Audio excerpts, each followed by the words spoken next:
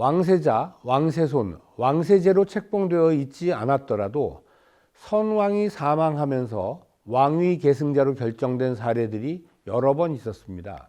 예종의 사후에 왕위를 이을 사왕으로 선정된 성종, 헌종의 후임인 철종, 철종의 후임인 고종이 대표적인 예가 되겠습니다.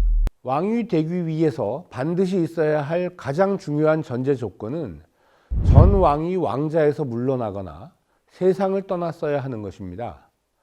하늘 아래 두 개의 태양이 있을 수 없듯이 한 나라에 두 명의 왕이 있을 수 없기 때문입니다. 조선시대 27분의 왕들 중에서 전 왕이 왕좌에서 물러난 경우는 앞에서 간단하게 설명을 드렸습니다. 전 왕이 왕좌에서 물러나는 경우를 제외하고는 선왕이 승하한 이후에 다음 왕으로 취임할 수 있었기 때문에 왕의 즉위식은 조선시대 의례를 5가지로 구분한 오례의 중에서도 왕실의 장례 절차를 정해놓은 흉례에 속해 있었습니다. 흉례에 속해 있는 왕의 즉위식은 명칭도 즉위가 아니라 이을 사자를 써서 사위라고 하였습니다. 이 사위는 국상기간 중에 치러지기 때문에 요즘 우리가 보고 있는 대통령 취임식이나 사극에서 보았던 화려한 형태의 즉위식으로 치러지지는 않았습니다. 조선의 27명의 왕 중에서 18명의 왕은 선왕이 돌아가신 후에 사위 방식으로 왕에 즉위하였습니다. 이 왕들은 문종, 단종, 성종, 연산군, 인종, 명종, 선조, 광해군, 효종, 현종, 숙종, 경종, 영조, 정조, 순조, 헌종, 철종, 그리고 고종입니다. 조선시대 때 가장 많았던 사위 방식으로 즉위한 왕들의 즉위식은 어떻게 진행이 되었을까요? 어떤 분은 유튜브에서 조선시대 때 즉위식은 없었다고 단언하시면서 왕의 즉위는 선왕의 상중에 있었기 때문이라고 하시던데 그렇지 않습니다. 사위 방식으로 즉위한 왕들도 즉위식을 거행했습니다. 왕들이 어떻게 즉위했는지 조선왕조실록에 기록이 되어 있습니다.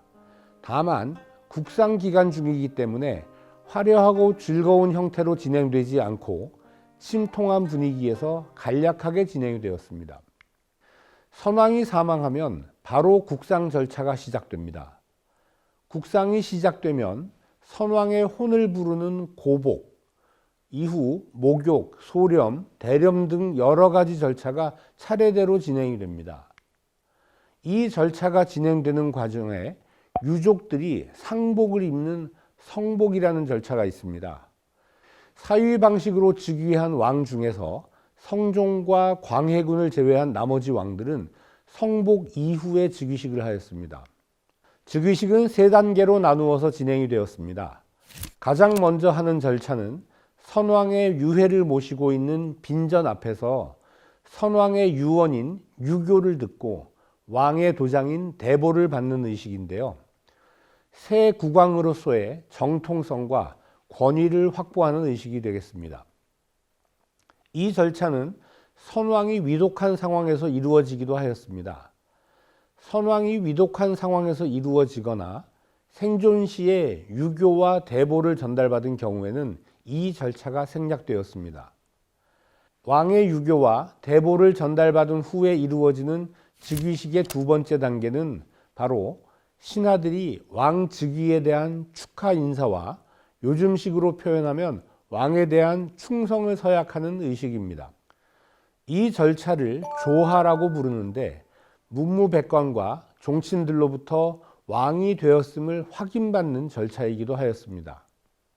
선왕의 국상이 일어난 지 5일 정도밖에 되지 않는 기간에 신왕의 즉위를 축하하는 자리이다 보니 기쁨을 표현할 수만은 없는 자리였습니다. 아무래도 기쁨보다는 선왕의 승하에 대한 애통함이 더 많이 표현되는 의식이기도 하였습니다.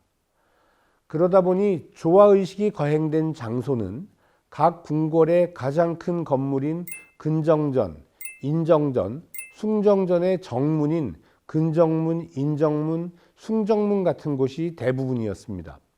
조선 초기와 중기에는 근정전에서 행해지기도 하였고 인정전이나 명정전 처마 밑에서 거행되기도 하였지만 대부분 문에서 조화의식이 거행되었습니다.